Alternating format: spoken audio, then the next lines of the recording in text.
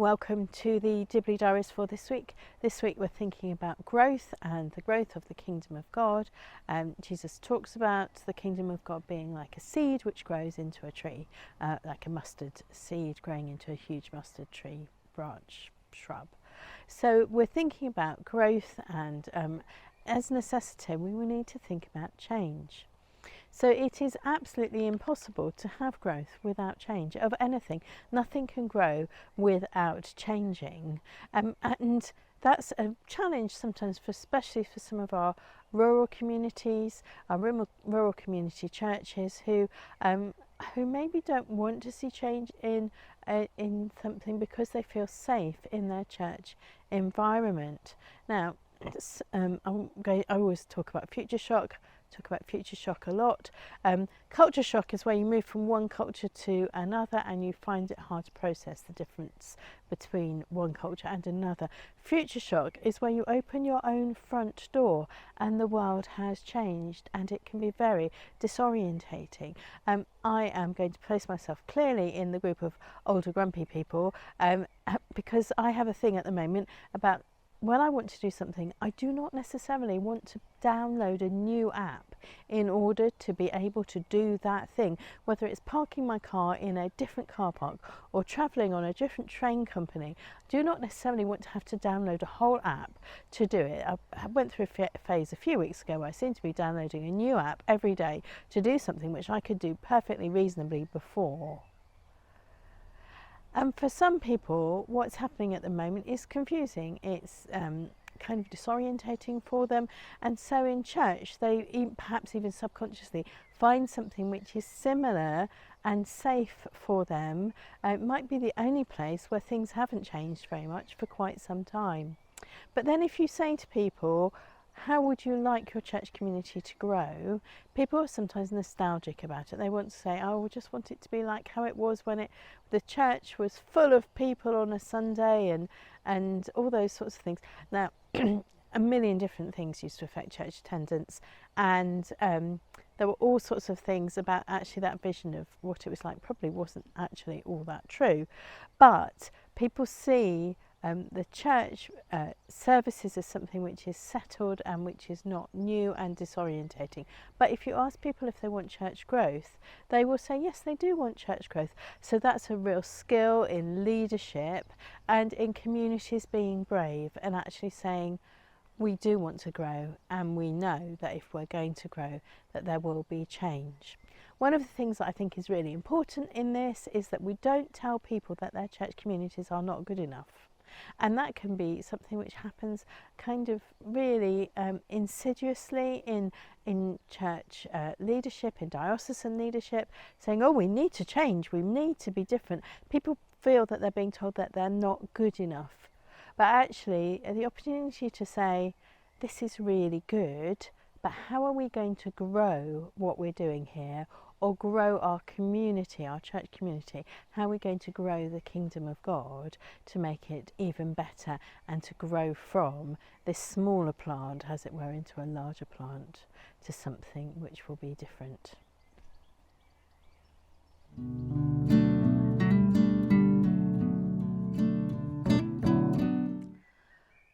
Thought for the week this week is based on a piece in Mark 4, and it's beginning in verse 30. Jesus is talking about a parable for the kingdom of God. What is a good parable for the kingdom of God? And he says, oh, actually the mustard seed is a really, really good parable for the kingdom of God. So it's the tiniest seed, and when it's planted, it grows, and it grows into this big shrub with big branches, and then birds can come and nest in it. So it grows from this tiniest thing into something which is big, but something which can support other things. Other life is supported within it, and it can thrive in its place from the tiniest thing.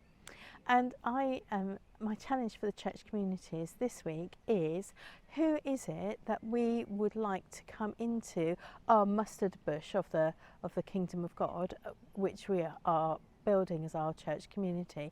Who is it that we want to come and thrive in our community? Who is it people who can feel the shelter of the kingdom of God in our community. And there are lots of different ways of thinking about this, and it can be all sorts of people, and the answer for this will be very local to where you are. But there are two things which I thought were very interesting about this. About 5 or 6 years ago, I was doing a series of radio interviews for podcasts, and I interviewed someone who was herself a radio producer, and I asked her about her experience of the church, and she gave me a much more positive response than I was really expecting, because she had been part of a couple of parent and baby groups that were run by church communities which were local to where she lived. And she just said, it was great. I got so much support, I got so much encouragement, there were things for the baby to do, but also it was a chance for me to speak with other adults so that we could have some kind of grown-up conversations. So she had felt very welcomed into the church communities near where she lived because of these groups, and because of actually being supported, and felt that her family could thrive in that space which the church had provided. Another great example of this, but isn't an exclusively church thing, are the warm welcome spaces, but a lot of churches have been providing them over the last 2 winters. A warm welcome space just has to be that. It has to be warm and it has to be welcoming. And the people who go to warm welcome spaces report all sorts of things, that they are actually supported by being there, by going there. Something like, I don't know, 60 or 70% of people who go to warm welcome space would otherwise be at home with their heating switched off in the winter, which is not a good thing. So they come in, but also the statistics of on loneliness of those people is really decreased. So people who go into a warm welcome space, and it might be that your church could support one of those, are really supported and helped to thrive by people in those church communities. People who have been building the kingdom of God in their church congregation and have been able to welcome people in so they could thrive. So this is my challenge for us as church communities, large or small. Who are you going to welcome into the piece of the kingdom of God that you're building, and how will they thrive in it, like the birds flourish when they live in the branches of the mustard shrub?